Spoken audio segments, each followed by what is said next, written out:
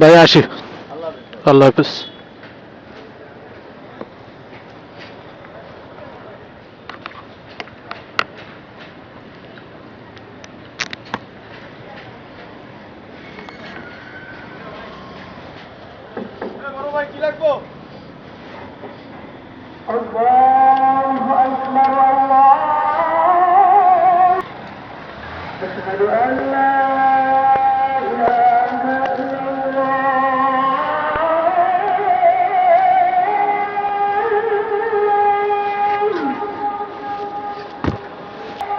ভাই এদিকে বের হওয়া যায়, মানে এদিকে বের হওয়া যাবে?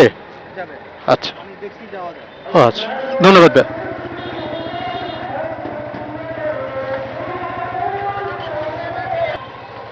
জানি না, প্রথম মোটর ব্লগ, আর এটাও জানি না কতটুকু ভালো আসতেছে, মোবাইল দিয়ে করতেছি গরিব বলে। যাচ্ছি বাসায়, দেখি এখন কতটুকু কিরকম ফিডব্যাক পাই। একটু আনইজিও লাগতেছে।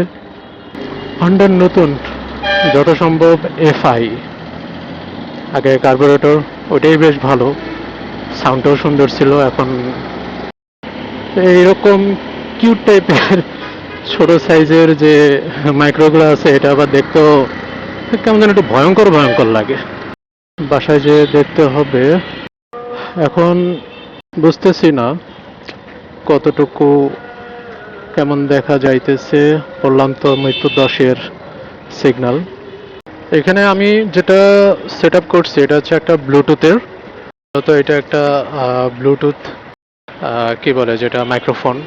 এখন ওইখানে আসলে কতটুকু নয়েজ ক্যান্সেলেশন কাজ করতেছে ঘরের ভিতরে, ফ্যান, টেবিল ফ্যানের পাশে দিয়ে দেখছিলাম, ট্রাই করলাম কালকে রাতে, যে না, শব্দটা খুব কম আসে, কথাটা বেশ ভালোই শোনা যাচ্ছিল।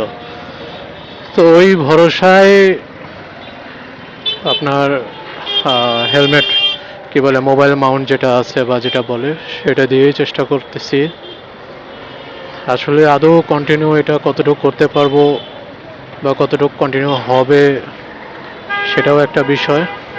বাইক এটা হচ্ছে, আমি যে বাইকটাতে আমার যে বাইকে আমি মুভ করতেছি, এটা হচ্ছে আমার, যে মানে আমার বলতে পার্সোনাল তো অবশ্যই, কিন্তু এটা হচ্ছে হন্ডা SP 160 Fi, লেটেস্ট যে মডেলটা আসছে। বাইক রিভিউ টিভিউ করার মতো কোনো তেমন কোনো আমার টেন্ডেন্সি নাই, এবং করবো না কখনো। যেহেতু আমি মোটো ব্লগার ওই রকমও না, জাস্ট রাইডিংয়ে হয়তো কিছু কথা শেয়ার করব, কি দেখতেছি না দেখতেছি, রোডঘাট, মূলত আমি রোডঘাট কন্ডিশন প্লাস পারিপার্শ্বিক অবস্থা, যেটা বেশিরভাগ সময় আমার বা আমাদের চোখে পড়ে, আমাদের কিছু কথা বলা দরকার। এই জায়গাটা ম্যাক্সিমাম সময় এই কাজ কতক্ষণে মুভ করবে সেটার হিসেবেই এখানে থাকে। জানি না স্টেবিলাইজেশন কতটা কাজ করতেছে, খুব নর্মাল ফোন দিয়েই আমি ভিডিও করতেছি বা রেকর্ড করতেছি।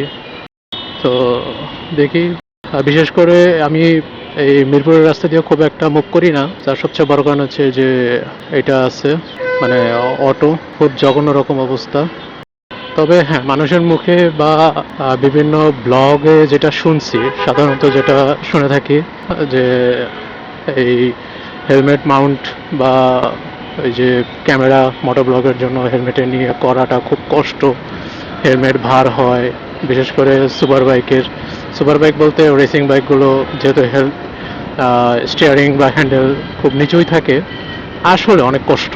যেমন আমার তো হয়তো প্রথমবার, আমার খুবই আনইজি লাগতেছে, তারপরও হেলমেটের ওয়েট তো, আর এটা যতই ইউজ টু হই, হেলমেটের ওয়েট বা পজিশন তো আর কখনো চেঞ্জ করা পসিবল না। হয়তো উপর থেকে নিচে একটু 10 ডিগ্রি 15 ডিগ্রি হয়তো এরকম কম বেশি হবে, কিন্তু ওজন তো আর এইটার কারণে তো কমবে না, এটা তো সামনে যেরকম ঝুলে থাকে থাকবেই, স্বাভাবিক। তো আমিও ওইরকম বলতেছি বা দেখতেছি, বিষয়টা এরকম, মানুষজনও দেখতেছে আমার দিকে, জানি কেমনে তাকায় আছে, বুঝতেছি না যে আসলে মোবাইলের ক্যামেরার ফ্ল্যাশ লাইটটাও বা জ্বলে আছে কিনা। তখন তো দেখতেছিলাম জ্বলতেছিল না flash light, camera flash light, কিন্তু আমার এখন মনে হইতেছে না, তবে একটু দেখি, না ঠিক আছে, নর্মালি আছে। ও আচ্ছা, একটু আনইজি অনেকেরই মানে মোবাইল এরকম সামনে তো অনেকেই দেখেই না, ক্যামেরাই দেখে। আর এটা অনেক বড় দেখতে, আবার ক্যামেরা মডিউলটাও বেশ খানিকটা একটু অন্যরকম, একটু গোল, পিছনে অনেক বড় জায়গা। এই রোডটাতে আসলে অটোর কারণে আমার খুব ভয় লাগে, আমি মুভমেন্ট করি না। আমি 10 নম্বরে আসছিলাম জাস্ট একটা মাউন্ট কেনার জন্য, মাউন্টটা কিনলাম। নর্মালি আমি একদম মহাখালী ফ্লাইওভার হয়েই আসা যাওয়া করি, যেহেতু আমার বাসা উত্তরা আর অফিস হচ্ছে ফার্মগেট কারওয়ান বাজার এই দিকে। কখনো কখনো অন্য অন্য দিকেও মুভ করি, তবে আমার এই বাইকেও মুভ করা ইদানিং খুব কম হয়, কারণ মেট্রো রেলেও অনেক মুভ করতে হয়। এখন শুনলাম যে যদি আমরা ইউটিউবে বা ফেসবুকে মানে ইনিশিয়ালি প্রথম প্রথম যখন নতুন নতুন অবস্থায় যদি এটা না করি, মানে ভিডিওটা ঘন ঘন না দিই, এই যে ঝগড়া লাগছে, ঠান্ডা কুল ম্যান, আমরা যদি ঘন ঘন না করি তাহলে এটা খুব একটা মানে ভিউ হয় না। আমার তো আসলে এরকম বিজনেস বা ভিউর ইয়েটা না, এখানে যে অনেকেরই ডলার বা সেন্ট এটার একটা চিন্তা থাকে, আমি ওই টেন্ডেন্সিটা না। আমার জাস্ট খুব একটা শখ, একটু ব্লগ টলগ করবো, যদি মানুষজন এটা দেখে।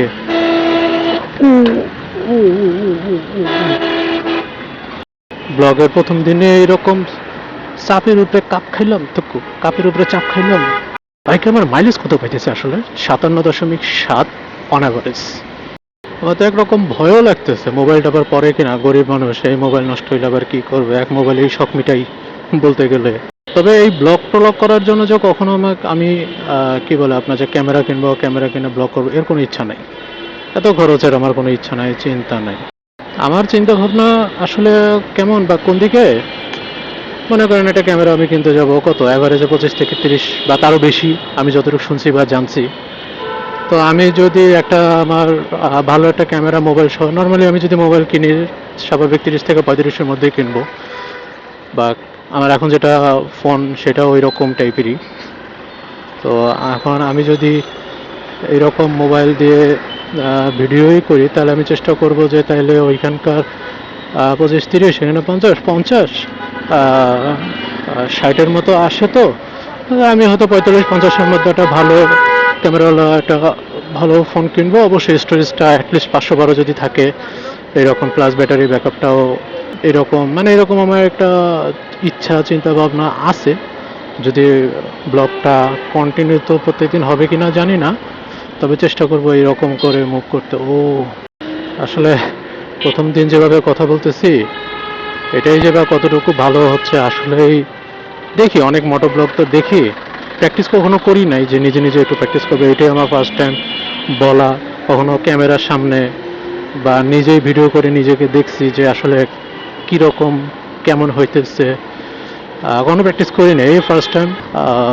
এই আর কি, একদম খুব স্টাইল করে বলতে হবে, নাইলে মানুষ দেখবে না, শুনবে না, খ্যাত ভকি চুকি। আমার আসলে এরকম কোনো ইচ্ছা চিন্তা ভাবনা নাই, মানে চিন্তা ভাবনা নাই যে আসলে মানুষ আমাকে কিভাবে অ্যাকসেপ্ট করতেছে বা কিভাবে নিতেছে। আহ, এত কিছু চিন্তা করলে আসলে চলা যাবে না। আর আমি চেষ্টা করব আমি যেমন নর্মাল একটা মানুষ, আমি যেভাবে ইউজ টু বলতে এটাতে ইউজ টু হইতে হবে, বাট যেভাবে কথা বলতে ইউজ টু আমি ওইভাবেই বলবো। আর এই তো, আমার তেমন কিছু বলার বা করার কোনো ইচ্ছাও নাই। রাস্তায় দিকে অর্ধেক মনে হয় বন্ধ নাকি আল্লাহ জানে। মানে বেশ ভালো রকমের রেস্টুরেন্ট হয়েছে, এটা আগে তো কখনো চোখে পড়ে নাই। আচ্ছা, এটার অন্যতম বড় কারণ হচ্ছে এখানে বিউপি আছে, তো বেশ কিছু স্কুল কলেজও আছে, এলাকাটাও সুন্দর, অটো চলে খুব ভালো ভালো। এখানে খুব ভালো লাগতেছে, রিক্সাগুলোর নিচে হারিকেন আছে, অনেক বছর পর দেখলাম।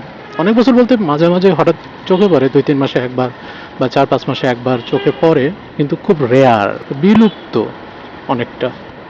অনেকদিন দিয়াবাড়ি দিয়ে যাওয়া হয় না, যাই হোক কোনো না কোনো উসিলায় তো যাওয়া হইতেছেই। ভাবছিলাম যাওয়ার সময় এদিক দিয়ে ঘুরে যাব, কারণ মাইলস্টোন কলেজের সামনে যে চৌরাস্তা ওই দিক দিয়ে বাসায় তো যাই মূলত। তো একটা জটলা হয় চৌরাস্তাটায়। তো এদিক দিয়ে গেলে রাস্তাটাও ফ্রি ছিল, একটু টানতেও পারতাম। টানতে বলতে ওইরকম না, 90-100 এটা না, 70-60 প্লাস। ব্লক তো করতেছিলাম, ভাবছিলাম এইভাবেই একটু করি, কিন্তু যাই হোক চালাইতে থাকি।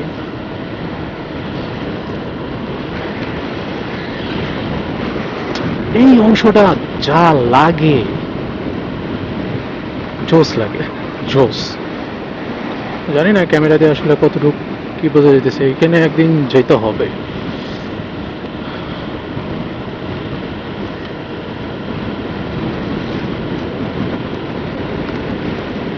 সুপার কাপড়, সুপার। আল্লাহ ওনাদের উপর হায়াত তাসজিল করুক।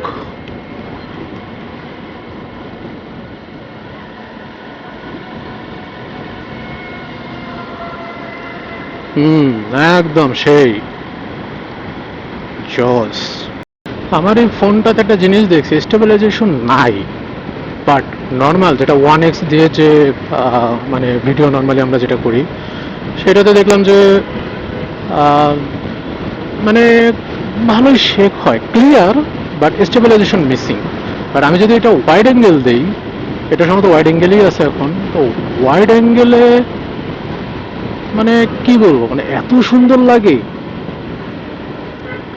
খুবই নর্মাল ক্যামেরা হিসেবে খুবই সুন্দর লাগে, যেটা আমার খুবই ভালো লাগছে, খুবই ভালো লাগে। আর এটা হতো দিয়াবাড়ি দিয়ে যাচ্ছি। ও শিট, হ্যাঁ ঠিক আছে, তুমি তো হর্ন দিবাই, কারণ তুমি বাংলাদেশি। তুমি যদি হর্ন না দাও, তোমার দুপুরে ভাত হজম হবে না, রাতের বেলা পেট খারাপ করবে। কারণ আমরা বাংলাদেশি, তুমিও বাংলাদেশি, যেহেতু বাংলাদেশে রাইড করতেছো। ইন্টারন্যাশনাল ইয়ে থাকলে একটু আলাদা বিষয়, কারণ তোমার ভিতরে কনফিডেন্স থাকতো না, কারণ তুমি বাংলাদেশে চালাইতে না, মানে তখন ওইটাই বুঝাইতো বা বোঝা যেত।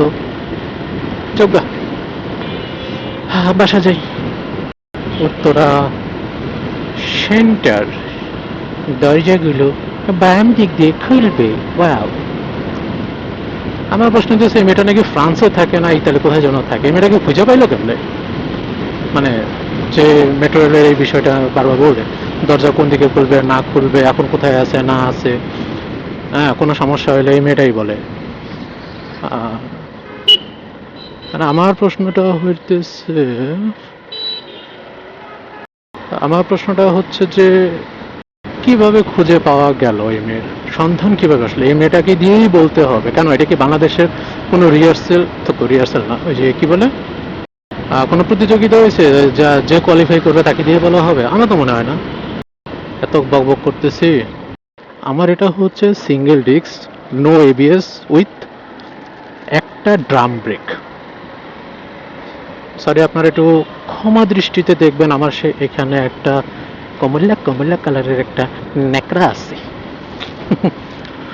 যাই হোক, যেটা বলতেছিলাম, কি যে বলতেছি মনেও তো নাই, আমি তো নিজেই ভুলে গেলাম।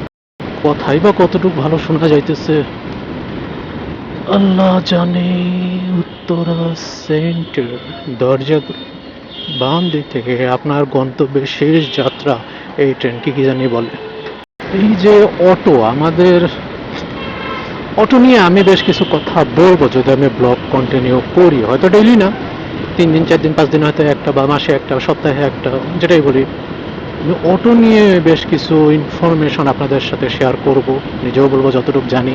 এবং আমার এটাও মনে হয় যে আপনারা অনেকে হয়তো এই বিষয়গুলো জানেন না। আমার পেশা যেটা, আমি যা করি, আমার কাজ আমি যা করি, আমি অবশ্যই এখন স্টাডিতেই আছি একরকম, আবার জবেও একরকম আছি, শিক্ষানবিশ।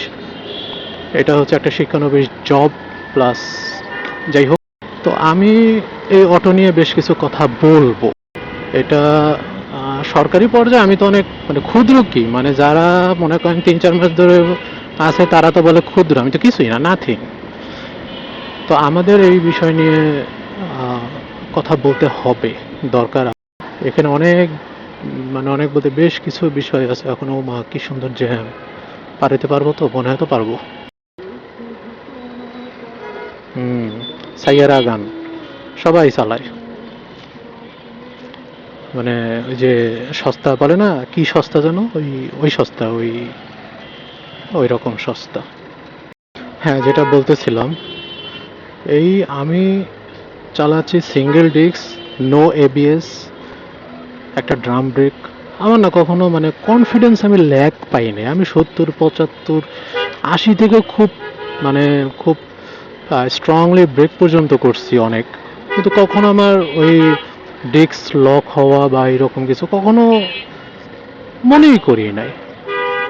তবে আমি একটা ট্রিক্স খাটাইছি, অনেকে বলবে হ্যাঁ বেশি বোঝে।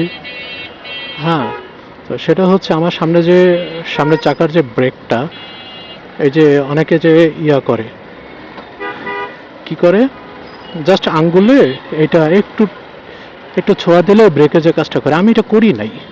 কারণ ইমার্জেন্সি ব্রেক করলে আমাকে বেশ ভালো রকমই আমার অজান্তেও হয়তো আমি চাপ দিয়ে ফেলবো। তো জিনিসটা আমি কিভাবে করব? তো আমি এটা করছি, এটা অনেক লুজ করে দিয়েছি যাতে অনেকক্ষণ চাইপা ধরা লাগে, অনেক দূর যেন চেপে নিয়ে আসতে হয়। যেমন ড্রাম ব্রেকের ক্ষেত্রে মূলত যেটা হয়, ফ্লেক্সিবল করে রাখছি। তো এতে কি হয়েছে, আমি যে কয়েকবার করছি আমার কখনো কোনো সমস্যা হয়নি। হ্যাঁ, আর আরেকটা হচ্ছে অনেকে যে কনফিডেন্স পায় না। ভাই দেখেন, আপনি বা আপনারা, আপনাকে যদি এমন কোনো স্পিডে চালাইতে হয় যেটা ইমার্জেন্সি ব্রেক, আপনি আস্তে চালালে আপনাকে ইমার্জেন্সি ব্রেক করা লাগবেই, স্বাভাবিক। এখন কথাটা কি, ইমার্জেন্সি যে ব্রেকটা করবেন, তখন মনে করেন আপনি 50-এ ইমার্জেন্সি ব্রেকের ক্ষতি, আর 80 বা 90 স্পিড, আমি 100 বাদই দিলাম, 80 বা 90 স্পিডের ইমার্জেন্সি ব্রেকের ক্ষতি আকাশ পাতাল পার্থক্য। ঠিক আছে, আকাশ পাতাল পার্থক্য। ওরা একটা যে লেন মেনটেন করবে, মানে অটোর ক্ষেত্রে বলতেছি না, ওরা লেন মেনটেন কেন করবে? ওরা ট্যাক্সই দেয় না, ওরা ট্যাক্স দেয় না, ওরা লেন মেনটেনও করে না।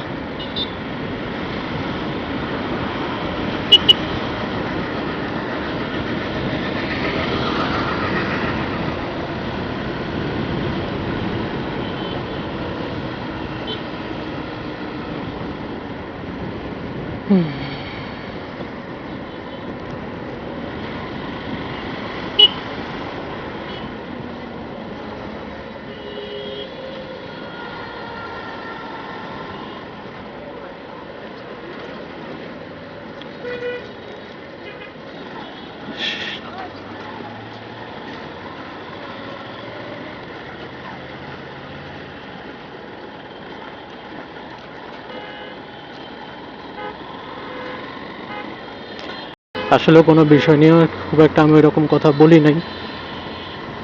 প্রথম দিন, প্রথম ব্লগ বলতে গেলে, যদি সব কিছু ঠিকঠাক থাকে, 20 গ্রাম তবে এই জিনিসটা ঠিক, যদি যদি সব ঠিক আছে, আর যদি সব ঠিক থাকে, আমি হয়তো কন্টিনিউ করতে যাইতেছি। আর যাই হোক, আজকের ছুটির দিন, কিছু ক্ষেত্রে কথা হবে, দেখা হবে হয়তো। থাকেন তাইলে, আল্লাহ হাফিজ।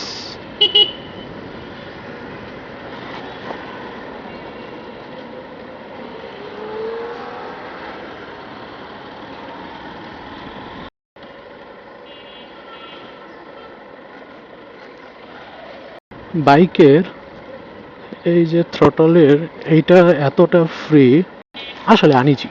হন্ডা বাইকের এই গিয়ার ফাঁসাটা, এটা মানে ওদের জন্মগত অধিকার, ওরা গিয়ার ফাঁসবেই।